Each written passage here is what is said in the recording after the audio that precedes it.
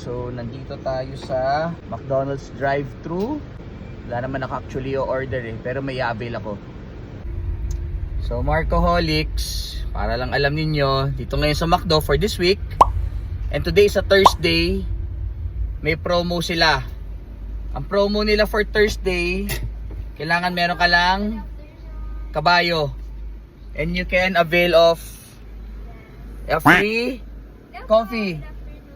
Di ba? Next window na lang po yung... Nabigay ko na ba yung piso? Oh, ito, bigay tayo piso. Piso Oh, piso lang babayad ko. Oh, thank you. Bayad na ako. Salamat. Salamat, McDo.